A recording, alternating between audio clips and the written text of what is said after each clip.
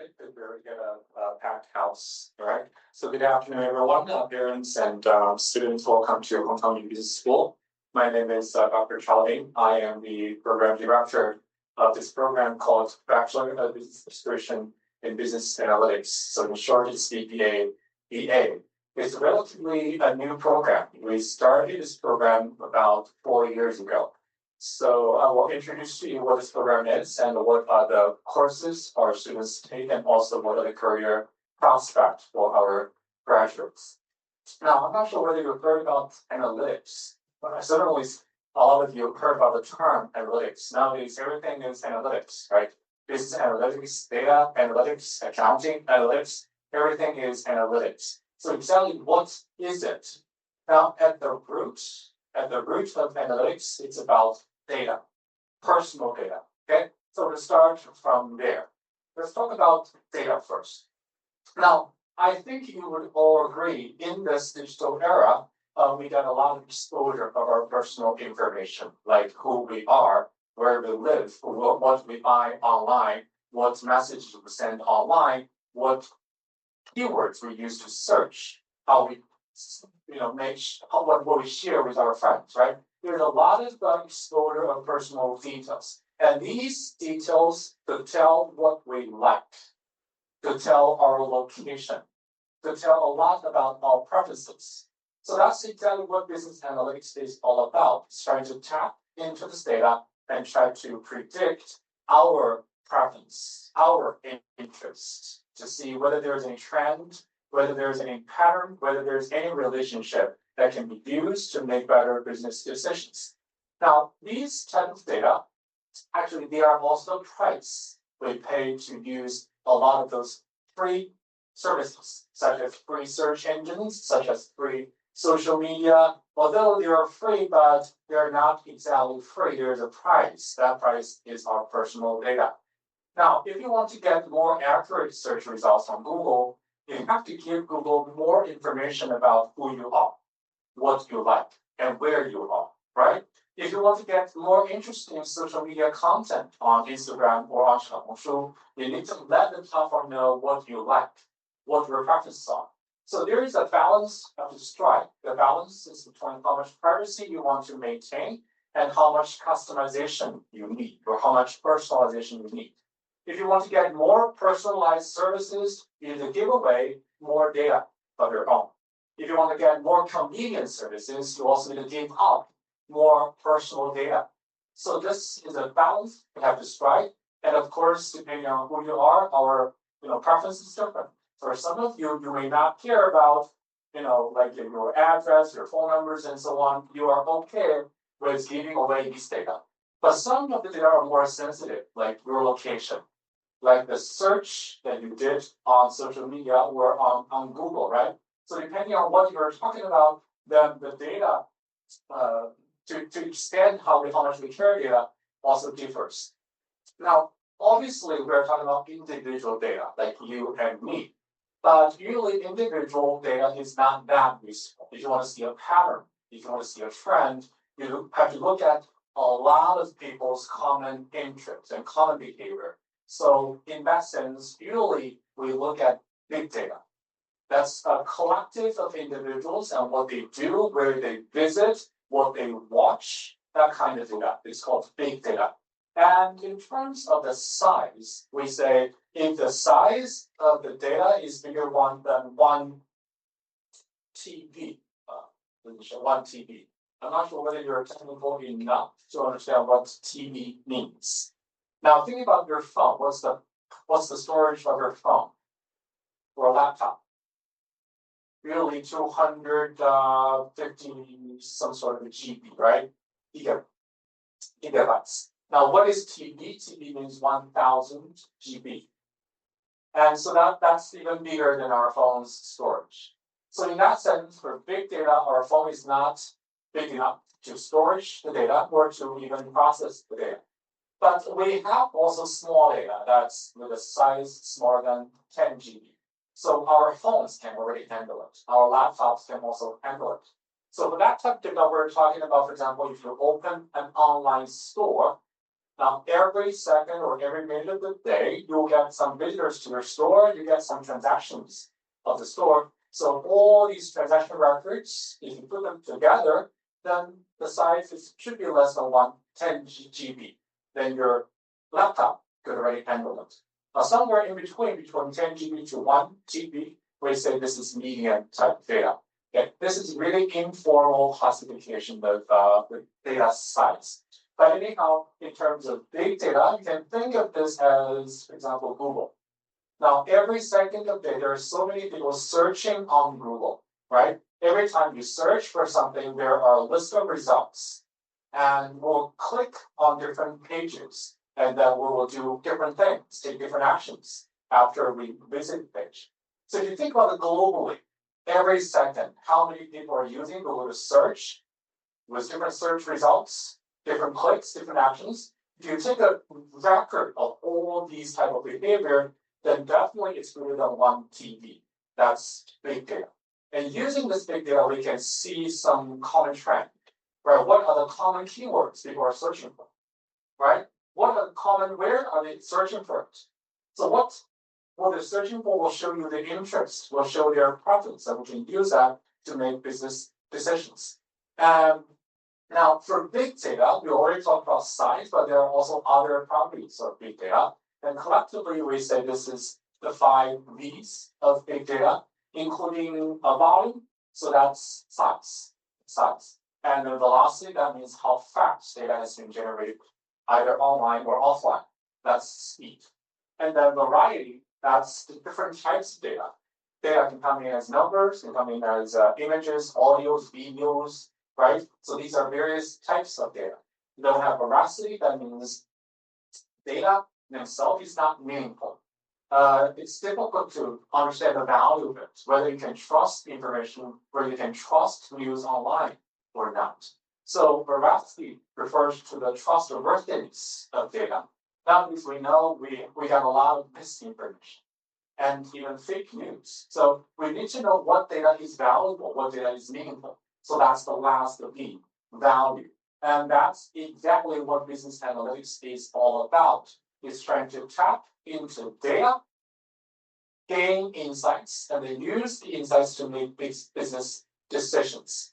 So that's the idea. Okay, that's the idea of business analytics. Now, let me give you some example. Let's say you are a business owner from outside Hong Kong. You want to enter Hong Kong market.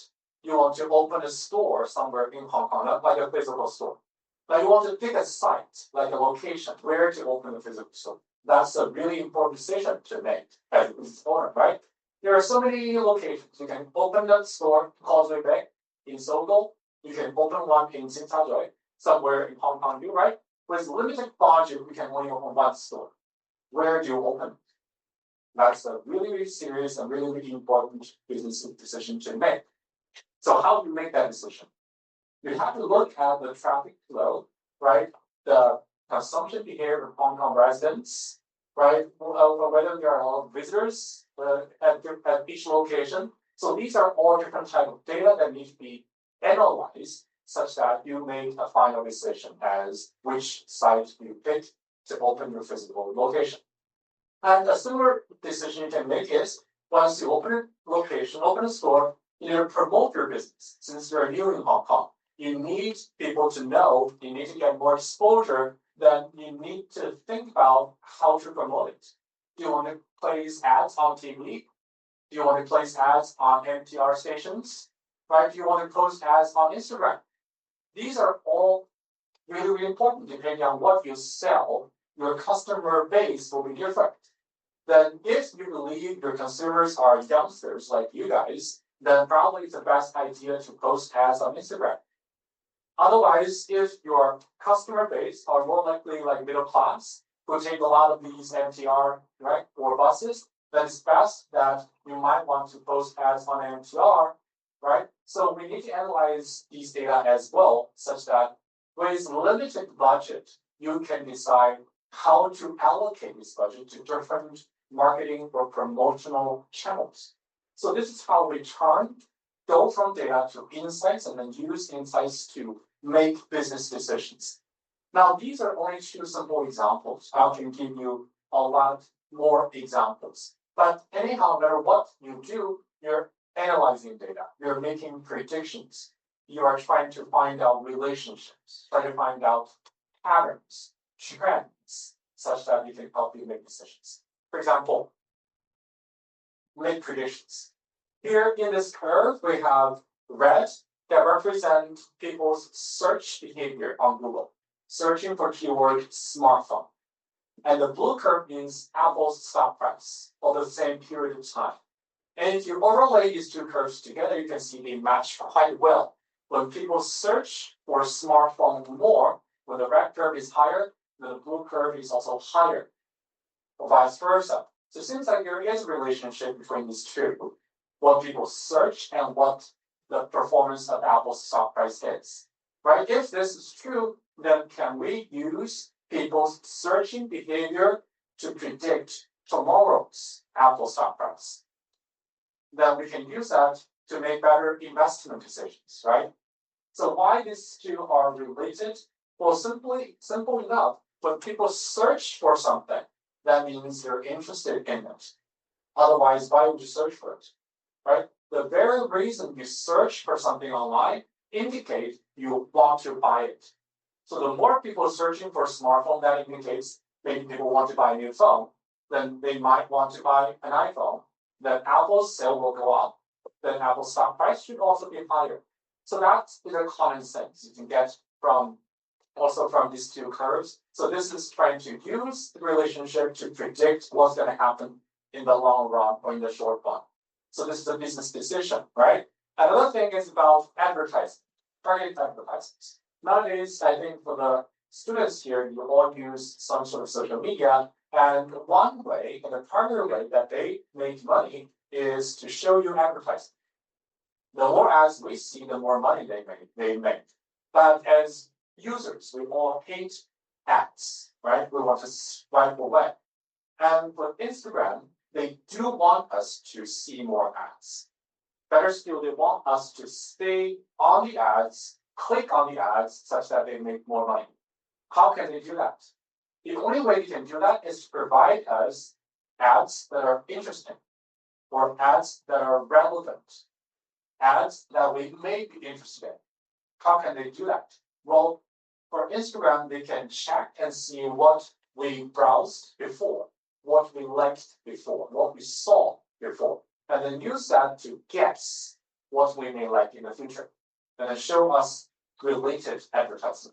So we stay longer so that we click on the ads such that they make more money, right? So this is targeted advertisement using users' past records to guess what we like in the future. Now, another example will be food delivery. I think nowadays from time to time we order food online and the food will be delivered to our doorstep. Now, during rush hour, lunchtime, and dinner time, these delivery agents will get really busy. We'll get a lot of orders, and then these orders will be sent to different households, right? So we need to optimize the route for this agent. This is a really important decision for the agent itself. We don't want the agent to go to the east restaurant, take an order, send to the west, come back to the east again to pick up another order, and then send to the west again. This is not optimal. This is not efficient. We want to optimize this, right? So how do we optimize this? We need to see what's the current traffic condition. We want to see where are the orders coming from. Like what's the location of the restaurants, and what's the locations of the households that we send to. What's the weather condition? All of these need to be analyzed and calculated such that an optimized route is going to be presented to the agent. If that's ever possible, it creates a win-win situation. 4 wins. Now, who are winning? The agent is obviously winning. More orders, more money, right? Consumers are also winning. We get our food faster, sooner. So we are also the winner. And the restaurants are also winners. They sell more, right? And the platform, the food delivery platform also makes more money because more orders are purchased, more orders are sent. right? So if this is possible, it creates a win-win-win-win situation, then you can see data plays a really, really important role. These data will be, as I already mentioned, traffic condition, locations data, right? Weather data. A lot of this data needs to be analyzed, and then essentially we create this optimized route for the agent. Now, the last example I want to show you is during COVID period, the South Korea government did this experiment. They want to trace the infected patients. They want to send warnings to your phone to let you know you are in close contact with an infected case. So they're tracing everyone's location and then sending messages to the ones in close contact, right? So this helped the government to reduce the number of infections during that time, during COVID period. So again, the location data is the data that they use to make decisions. This decision is to warn you guys, right? To warn you guys, you're in close proximity with infected patients. And so you can see there are various applications of data, and they can be used to make decisions, really, really important business decisions. But the examples don't stop there. You can also think about a lot of other scenarios, like using data to make better decisions. For example, nowadays for banks, they can use data to streamline credit card applications. Now, for students, probably haven't gotten a credit card yet, but for parents here, when you applied for a credit card like 10 years ago, how did that happen? They have to fill in a paper application, mail it to the bank, and the bank will process your application within 7 days, 10 days, and then mail you the decision back, whether you are approved or you're rejected. If you're approved, then it took them another 10 days to create a card and then mail you the card back. That's what happened before, 5 years ago, 10 years ago. But nowadays, how bank does this whole process is almost instant now. You submit an online application, and within seconds, they already tell you you are rejected or you are accepted. If your application is accepted, they can even immediately give you the credit card number, so you can spend right away. So that's the power of data. But then you might wonder, how could a bank do that?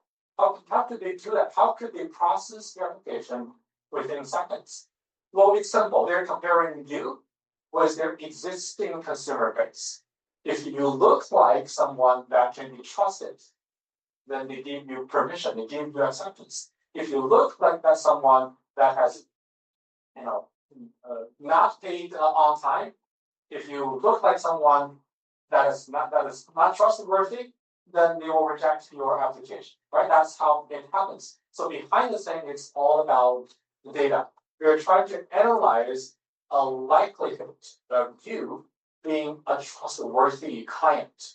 If 95% of the time they predict you're going to pay back on time, then you're trustworthy, then they give you acceptance. Otherwise, they reject you, right? So that's what happens behind the scene, analyzing who you are and your consumption behavior, and also your income status.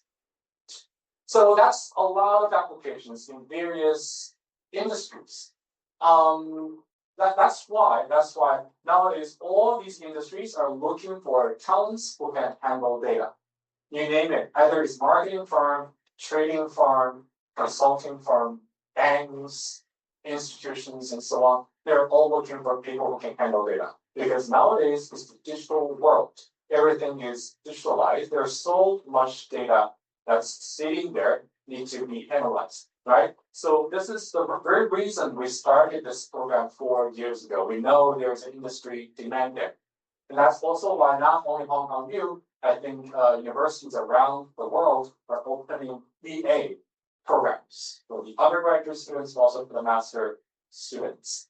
So the demand is already there. Okay, so let me just now move on to talk about the program itself, the BBA program, to let you know the courses our students take and also the career prospect.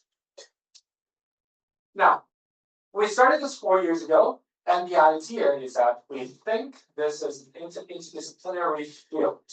It's at the intersection of 3 domains. The first domain is information technology, IT.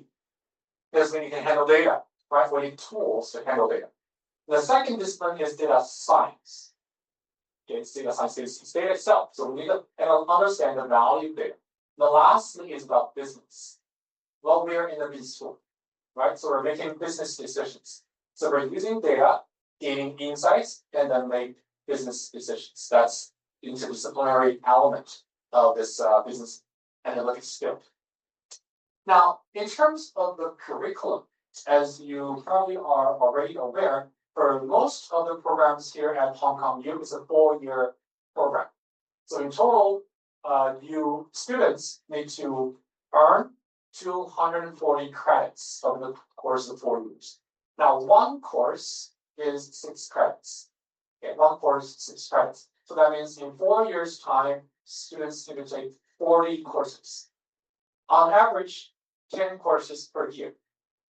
And out of these 240 credits, 54 goes to compulsory courses, like language courses, English, Chinese, and so on. And also starting from this year, Hong Kong U is requiring every student to take AI literacy courses. So we want to make sure in this AI age, our graduates are AI ready after 4 years of training. So these AI literacy courses are about the concept, the basic foundations of AI.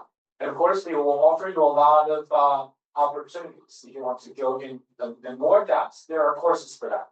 If you want to see applications of AI, there are also courses for that. And this is a new requirement, AI literacy requirement. Another 96 credit goes to the major, the business analytics major. So these 94 credits are already defined for you. It's already designed for you. So you have to take according to our design. Have to take the courses we already designed. In addition to that, there are 90 credits. They are free electives. So there's no design, there's no definition. You can pick any courses you want. Okay? You can even use these 90 credits to declare a second major. For example, in addition to business analytics, you're also interested in learning another language. They can use the 90 credits to do another major, to do another minor. These different combinations are all possible. Now, based on my knowledge, some of our BA students also declare computer science as their second major. Some of them even choose a language major as their second major. So it's flexible. It's all up to you, depending on what your preferences are. Okay, so we'll focus more on the business analytics part, the 96 credits, to show you what are the required courses. But there are so many required courses, so I don't want to show you all of them. Let me give you a quick highlight of these courses and course highlights. And as I said, is at the intersection of IT, business, and statistics. So under each category, we highlight a few courses. For example, in the first category, IT, students will learn the basic technical tools, such as programming language, such as how to manage data on a managed database, and how to visualize data. So these are slightly more technical. For example, personally, I teach the first course is programming. In that course, we focus on most popular programming language called Python. And in another course, database management, this is a course about how do you manage database. So students will learn SQL, which is another popular programming language. And another course, data visualization and visual analytics. In this course, students learn a really popular tool called Tableau to visualize data. Okay, so that's the first category. But I don't want to scare you away because of these technical courses. We don't require any prior knowledge in these topics. We will build the foundations from ground up. So if you have no prior knowledge, no experience at all, then that's still okay. Because these courses are introductory. They're not like into really advanced levels. Okay, so don't worry. These are introductory fundamental courses. Now the second category is statistical methods related courses. So stats, probabilities, risk analysis, decision making. Now why these are important? Because when we analyze data, when we make decisions, we're always trying to estimate the probability of something happening. We can never say, for sure this is going to win, for sure that is going to happen. It's never like that. It's always using what happened in the past, and we try to guess what may happen in the future. So it's always saying we guess based on data, we guess 90% of the time tomorrow's stock will increase, right? Or we estimate 10% tomorrow something will fail. It's always estimating, it's always guessing, it's always likelihood, it's always probability, it's always chances. So that's why we need to know all these foundations, we need to know all these theories. That's the second category of courses. The last category is business knowledge. Because again, this is within the business school, we're trying to help business owners make decisions, marketing decisions, site selection decisions, investment decisions, trading decisions, and so on. So our students need to learn the basic domain knowledge of business, such as marketing, such as microeconomics, such as the principle of management, and so on. And note that this is only a course highlight. If you want to see more details of the courses, feel free to check our official website. You'll see the whole list of courses that our students take in this program. And in terms of outside the classroom, what our students do? Well, you can participate in a lot of enrichment programs, like internship, like exchange, like student clubs, like competitions, like case analysis, and so on. So I believe one of our existing students later on is going to give you more specifics, more examples of these kind of enrichment programs. But what I'm trying to, basically the message I want to convey here is that Hong Kong U, as well as Hong Kong U Business School, provide our students with numerous enrichment opportunities outside of the school.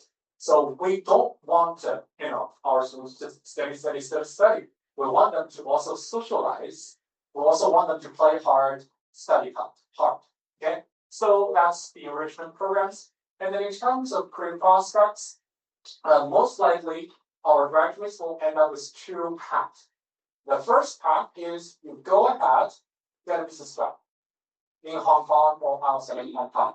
But most of the jobs should be business related. For example, you can become a business analyst, consultant, get social media marketing officer, and so on. But some students may also choose another path, that is, they want to advance to get a higher degree, like a master degree, like a doctoral degree. Then the possible field that our students can enter could be data science, artificial intelligence, information management, and so on. So there's a lot of opportunities over there. And as I said, BA is not just for one specific area. Nowadays, almost every sector, every industry are looking for people who can handle data. So the type of companies that our students can get in can be a bank, can be a consulting firm, can be accounting firm, can be IT firm, can be anything. So as long as they need someone to handle data, then our BA graduates can help them. So that's the idea. Okay, and then I want to also share with you JUPAS admission. I'm only focused on JUPAS. Maybe some of you are taking international exams or Gaokao, and then this may not apply. But I will show you some ideas of the admission statistics that we had last year. So first of all, for the quota, the JUPAS quota, this is a small program. The quota is only 15. This is government decided, but let me share with you some real statistics of last year. Okay, so this is admission statistics of last year. For JUPAS, we recruited 20 students, and for non-JUPAS, 33 students. Okay, for non-JUPAS, we're talking about mainland students, we're talking about international students. So that's the type of size we maintain. We try to get 50 to 60 students every year. That has been the case for the past 2 to 3 years. And the gender ratio is also quite stable, half and half. Okay, so although this is a data-related program, we might be thinking no girls will be interested in this program. That's not the case. It's always half and half. Again, because we don't require any prior knowledge in data. We don't require any prior knowledge in IT. So don't get scared away. This is not that technical. It's still within the school. And in terms of diversity, this program, although small, is really, really diverse. We get students from everywhere. Okay? And it's getting even more diverse recently because we promote our UG programs elsewhere. Probably you already heard we have a lot of centers around the world. So we're going to do more promotions over there. Then more students will come to join the program in the coming years. So that's the type of diversity we have. And then in terms of entrance requirements, I'm showing you the minimum requirement. These are the minimum requirements. And for next year's selection principle, we will pick the best 5 category A subjects. And English and math are required. English and math are required. And I'm also going to show you the scores from last year. If you are TSE students. So out of the best 5, we will give different weights. Math and English will get a rating of 1.5. And for the other 3, we have a rating of 1. So you can convert your TSE score according to this table, and then you can calculate your final score and to see whether you are somewhere here. Okay, these are the numbers, these are the scores from last year. And again, it's getting more competitive. Probably you already heard from the news, every university in Hong Kong is getting more applications in recent years. So it's getting more competitive. So these are only for your reference. Things may be different this year. The scores may be even higher this year. So that's the admission scores. Now we also have interview to offer you bonus points. Okay, so to be eligible for an interview, students must choose the program as your Band A choice. Then we may invite you for a group interview. It's a group interview conducted in English. We'll ask you questions in a group, and then if we believe your performance is really good, we will give you bonus points on top of your TSE score. So you have a better chance of getting admitted to the university. Okay, so this is true not only for the BBA program, this is true for all the programs within the Hong Kong U Business School. So if you want to get invited to an interview, you must choose that program in your Band A choice. And the interview usually happens around June after your GSE examination. So please be on the lookout for an email if we want to invite you for a group interview. Okay, so that is everything I want to share with you in terms of the requirements, the policy, the regulations of BBA program. We also invited a current student, Chris, who is currently a 4th year BBA student. He's going to share with you more about his academic life and also non-academic life. So, Chris.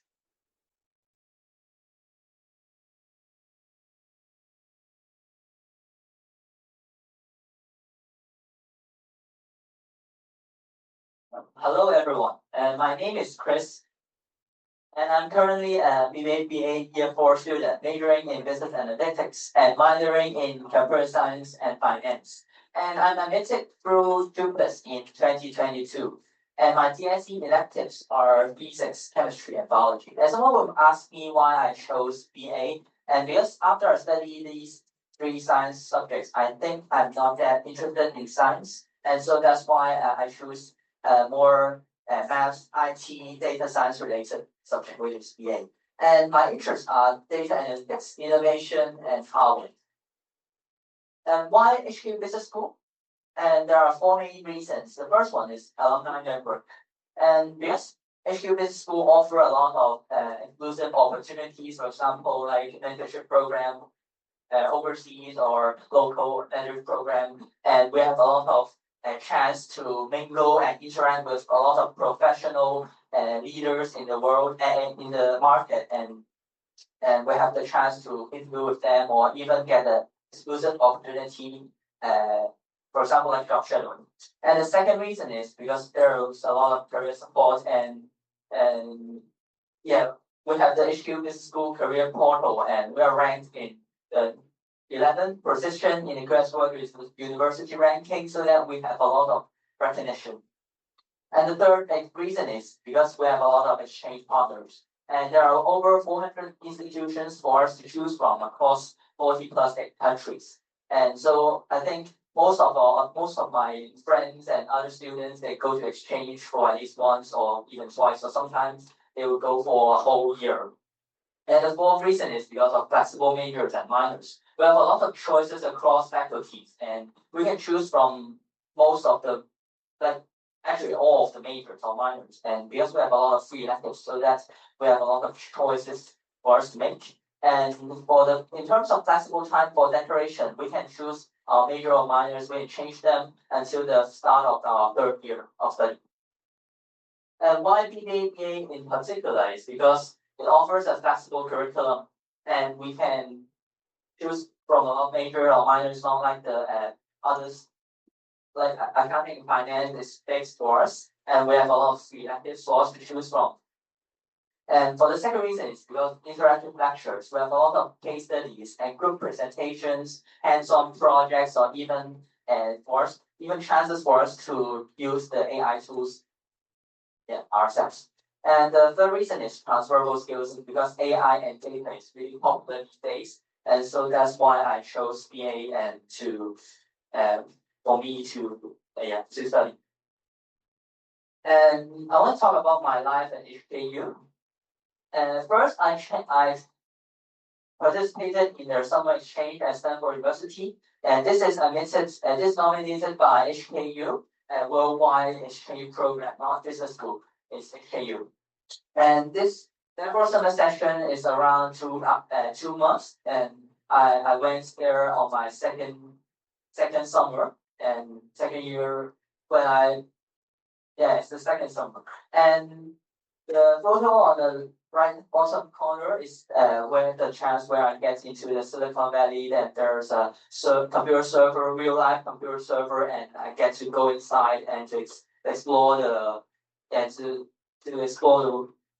technology there. And I've also participated in lectures or others and credit transfer, so that I can transfer my credits back. And that's for the second one, I've been to the second exchange is to Castile University in the United Kingdom, and this one is normally this one is applied through business school. It's a business exchange program, and this is my first business exchange I've been to. This is first one, and because last year this school offered us the chance to go to participate in two exchanges. So so you have the chance to go on 2 exchanges within your 4 years of study.